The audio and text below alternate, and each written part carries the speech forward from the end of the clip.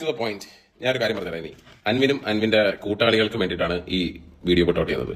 എന്റെ past dig ചെയ്ത് വന്നു കഴിഞ്ഞാൽ 4 വർഷം മുമ്പിട്ടുള്ള ഒരു കഥയെ നിങ്ങൾക്ക് കേൾക്കാൻ പറ്റത്തുള്ളൂ, അല്ലെങ്കിൽ വർഷങ്ങൾക്ക് മുമ്പുള്ള കഥകളെ നിങ്ങൾക്ക് കേൾക്കാൻ പറ്റത്തുള്ളൂ. ഇപ്പൊ എന്തെങ്കിലും ഉണ്ടെങ്കിൽ കോൾ മീ ഔട്ട്. അങ്ങനെ എന്തെങ്കിലും ഉണ്ടെങ്കിൽ ലിറ്ററലി കോൾ മീ ഔട്ട്.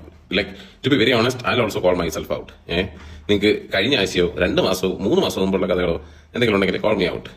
അല്ലാതെ 5 വർഷം മുമ്പ് നടന്നിട്ടുള്ള കഥകൾ എടുത്തുകൊണ്ട് വന്നു കഴിഞ്ഞിട്ട് എന്ത് കാര്യം?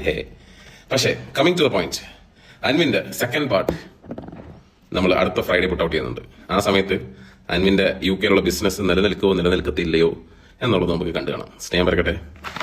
നിനക്കൊക്കെ എന്നെ കുറിച്ച് എന്തെങ്കിലും എക്സ്പോസ് ചെയ്യാണ്ടെങ്കിൽ നീയൊക്കെ 4 വർഷം മുമ്പുള്ള പൊക്കിക്കൊണ്ട് വരാതിരി.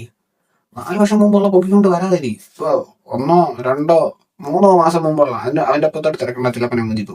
അതുകൊണ്ട് നീ 4 വർഷത്തെ പൊക്കിക്കൊണ്ട് വരാതിരി അറിയാ.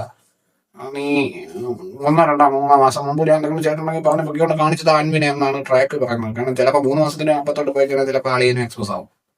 അവര് പൊക്കിക്കൊണ്ട് വന്നു കഴിഞ്ഞാലേ. ശരി, നിന്റെ 4 വർഷം മുമ്പുള്ള നോക്കണ്ടെന്ന് നീ പറയുന്നു.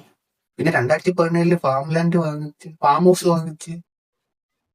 അപ്പോ അൻവിന്റെ കേസ് വരുമ്പോ പാസ്റ്റ് മാറ്റേഴ്സും നിന്റെ കേസ് വരുമ്പോ പാസ്റ്റ് ഡസൻ മാറ്റേഴ്സും ട്രാക്ക്.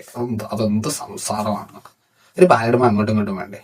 കിട്ടുമ്പോൾ നിനക്ക് കിട്ടണം, അവന് കിട്ടണം. അതല്ലേ ഒരു ഇൻഫ്ലുവൻസർ ലൈഫിൽ ഒരു സെയിം. അല്ലാതെ നീ എല്ലാം ഒറ്റയ്ക്ക് വിഴുങ്ങാതെ ഇരിക്കും. പഴിമൊത്തം അവനും പൊഴിമൊത്തം നിനക്ക് ഒന്ന് പറയണം കണക്ക്.